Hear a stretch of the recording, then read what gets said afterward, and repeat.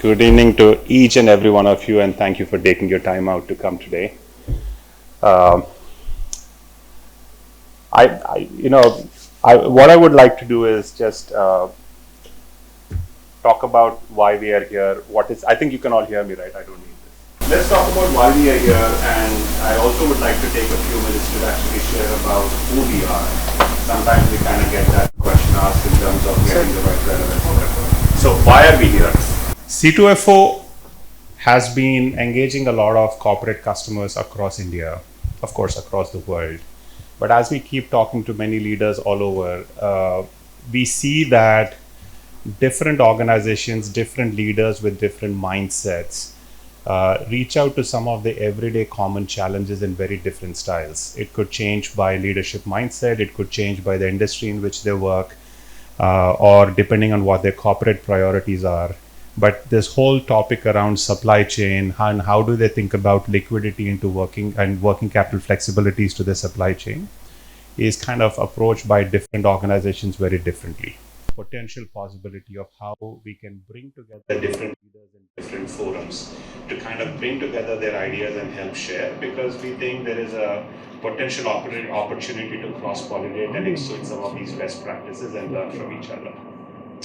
That's the intent of us trying to do these kind of sessions, and VW has been a great partner to help us bring all of you together. This is the first time we're doing something like this in Chennai. So we're also learning and experimenting a bit. So just pardon us if something's there is a learning opportunity. But we've been very frequent in doing it across the Bangalore's and the Mumbai's and the Delhi's. Let me speak a little more about who we are. Right. One last question is, so what's C2FO? You've not necessarily heard our name in many forums, or probably never. We are a 14-year-old company. We are founded in Kansas City out of the United States. We presently operate in 160 countries, and we are the world's #1 early payments platform. So what does that mean? Our interest is to simply help generate and provide liquidity into supply chains.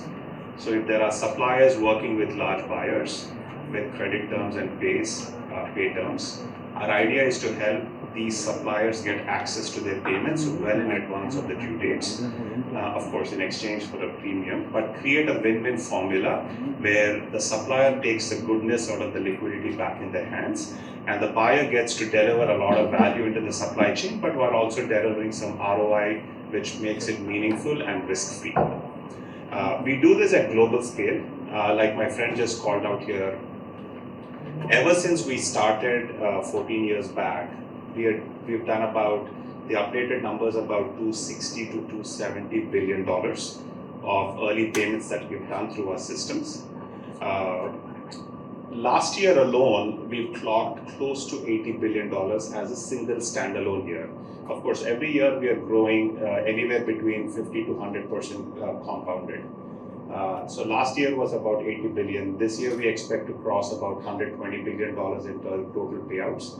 I think by end of 2025, we expect to cross a total of $1 billion of payouts. Right? So that's for us being able to do it at scale and volume. Why are we doing this? And what's our ulterior motive and vision that we want to drive? Our interest is to help businesses and organizations across the globe get access to liquidity and working capital so that they get to do what's important for their business. Like every large company has different priorities and visions, this is our vision. And we would do whatever is necessary for us to work in that direction to enable it. So that's who we are, right? I want to spend a little bit of time on giving a little extra context. There's this whole G20 summit, right? I'm sure everybody's heard about it in the news and media. India has taken that leadership. If you've seen the G20 policy document, which was published for this year, India and the global leaders have published a white paper which talks about how is the criticality of supply chain directly linked to the success and growth of businesses in their markets. Of course, C2FO was quoted as one of the leading companies in the world helping enable some payment mechanism into the supply chain.